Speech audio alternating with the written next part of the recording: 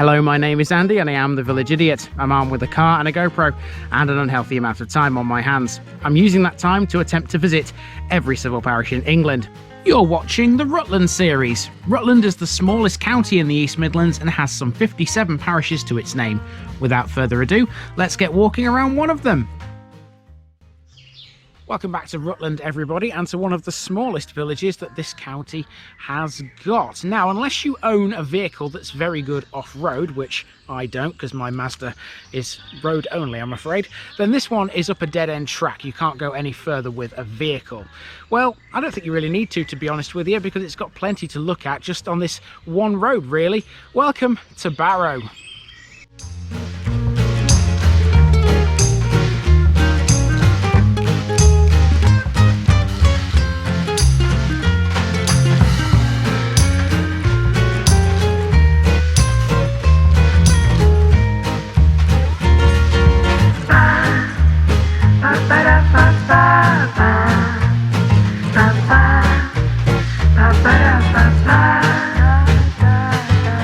Here's my disclaimer for people who may be watching me for the first time. I say things as I would in my native accent and dialect. As a result, I may not pronounce things in the same way as the locals do. Remember, I'm a visitor. It's impossible to know everything. Leave me a comment, spin me a like and bash that subscribe button. Let's get to today's parish video. Now, we've seen some small villages before in our time, but none quite like Barrow. If you're looking to a village to move to in Rutland that's well out of the way of anything, this is surely the one you'd go for. Why? Because Barrow is on a dead-end road, the far end of which is so far away from traffic, you'd think you were literally on an island. Now, I use the term dead end with an asterisk, however, because theoretically, you can drive through Barrow to Market Overton if you have the right kind of vehicle. I would imagine only a handful of people, though, have ever attempted that. Anyway, you're not on an island, but you are in kind of a mound out here. Barrow is an Old English word, literally meaning a burial mound, likely referring to an ancient site of one under its main village green at the crest of a hill. The village itself used to have a different name centuries ago, but if you know where to look, you can still see something that preserves that old moniker. Historically, Barrow was lumped together with neighbouring Cottesmore and was a chapelry of its much bigger neighbour. Now the two villages are their own separate parishes, and Barrow once had a chapel, but it no longer stands. There are some bits of it still visible on the hill at the northern end of the village. Aside from that, Barrow has very little out there about it. This one was a tough one to research, so with not much to learn about here, come with me and enjoy some of these amazing views.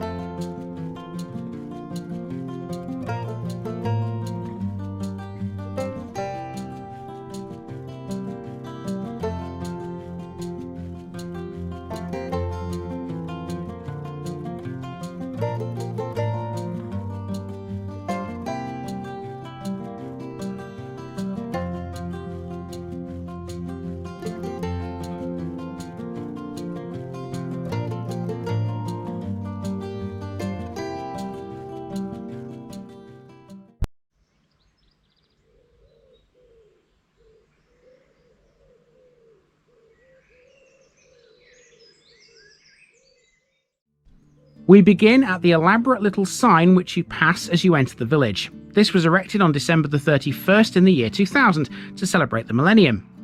Heading into the village, you'll find two greens. The first one is a small triangular shaped affair and it has a cross on top of it.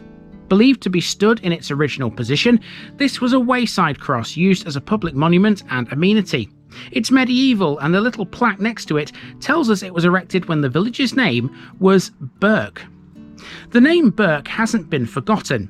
As you head up further into the village, you pass Burke cottages on the right, which keep alive that piece of Barrow's history. It's not far beyond these that you come to the second of the two greens, which is on the crest of a hill. The second green is the site of the ancient burial mound from which Barrow takes its name. Barrow Chapel, consecrated in 1831, once stood on this green. I've got no date for its demolition, but now only its former footings remain. Now, one advantage that this village has being on a dead end is that this green here, you can just sit on the bench that's currently behind me, and because there's very little traffic going to be coming up the road, you can just sit here and while the hours away and listen to the birds tweeting and the peacefulness, I suppose, that this offers. It's fantastic. It really is such a tranquil place. And I tell you what, the views aren't half bad either. If I just turn the camera around, you'd see beyond this house here with the sort of Tudor style timbers, you can see in the distance there just how lovely a view you get from here. This is fantastic.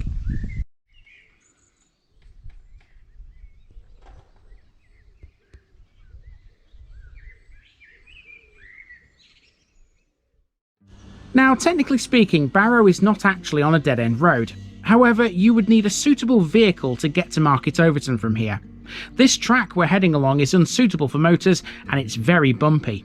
I reckon this national speed limit sign was simply put here for a laugh, because there's no way 60 miles an hour can be reached on this road.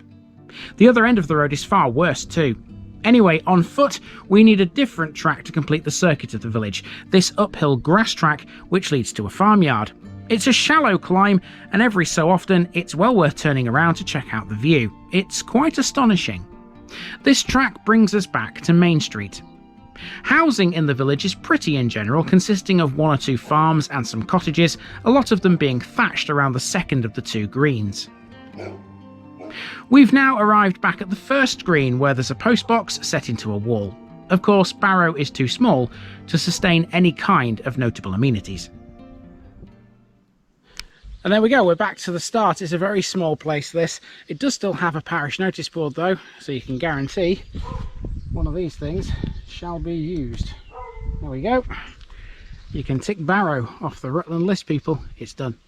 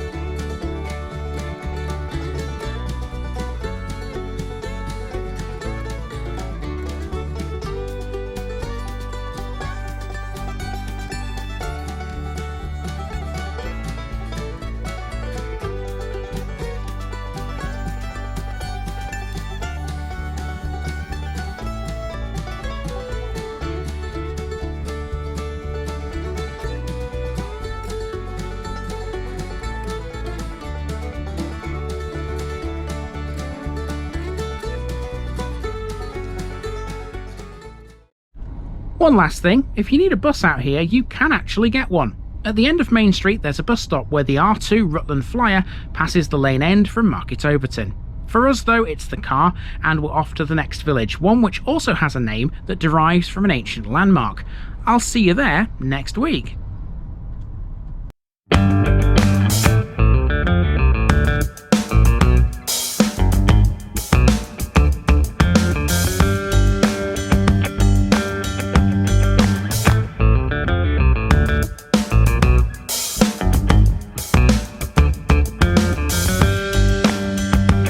Thanks for watching this video, folks. Don't forget to like this episode if you haven't already. It really makes a difference with YouTube. If you're new here, subscribe to the channel for more videos like this, and give us a share too if you've got friends who'd like it.